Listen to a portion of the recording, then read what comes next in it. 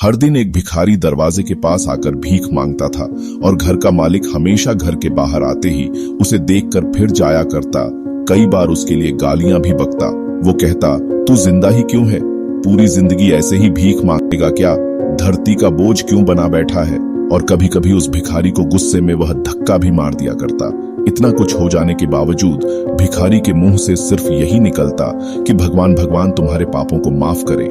एक बार सेठ को धंधे में बड़ा नुकसान होने की खबर मिली। सेठ बहुत परेशान था कि तभी उसके दरवाजे पर वही भिखारी आया।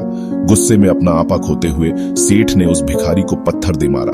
पत्थर लगने के कारण भिखारी का सर फूट गया और उसके सर से खून बहने लगा।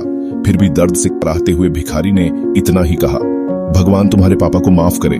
भिखारी वहां से चला गया। सेठ सोच में पड़ गए। भिखारी को पत्थर मारा, फिर भी उसने सिर्फ प्रार्थना की। सेठ का गुस्सा शांत हुआ, शेर का मन शांत हुआ भिखारी का रहस्य जानने के लिए। सेठ ने भिखारी का पीछा करना शुरू कर दिया।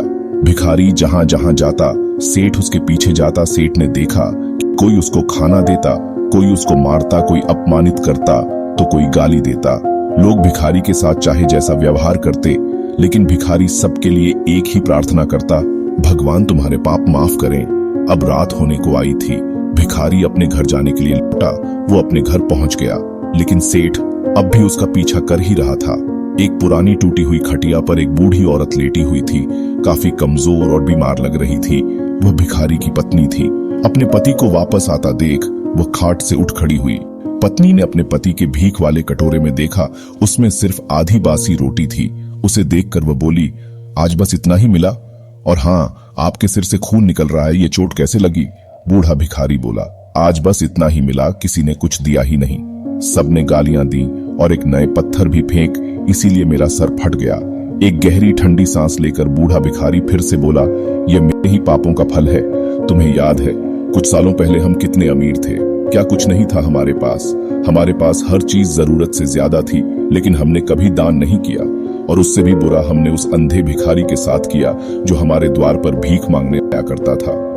बूढ़ी पत्नी की आंखों में आंसू आ गए। वह बोली, हाँ, हम उस बेचारे अंधे के साथ बहुत बुरा करते थे। उसका अपमान करते थे।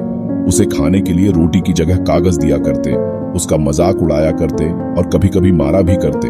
मैंने कभी उसको रास्ता नहीं दिखाया। एक बार मैंने उसके मुंह पर मिट्टी भी फेंकी थी और वह हमेशा दुखी होकर यही कहता कि भगवान तुम्हें तुम्हारे किए की सजा देगा। भगवान तुम्हारे पापों की सजा जरूर देगा। उसका श्राप सच हुआ और हम इस दुख भरी जिंदगी में आ गए। भिखारी बोला, हाँ, उसका श्राप सच हुआ, इसीलिए मैं किसी को बददुआ नहीं देता। चाहे कोई मेरे साथ कैसा भी बर्ताव करे, मैं हमेशा उसके लिए प्रार्थना करता हूँ। मैं नहीं चाहता कि कोई भी हमारे जैसे जिंदगी का अनुभव करे, किसी को भी हमारे जैसे दुखों का सामना करना पड़े। वो नहीं जानते कि वह कितना बड़ा पाप कर रहे हैं, इसलिए अनजाने में हुए पाप की ऐसी सजा किसी को भी मिले मैं नहीं चाहता। सेठ वहीं पर छुपकर ये सारी बातें सुन रहा था। अब उसे सब कुछ समझ में आ गया था। भिखारी और उसकी पत्नी ने वह आधी रोटी मिल बांट कर खाएं और भगवान को धन्यवाद बोलकर सो गए।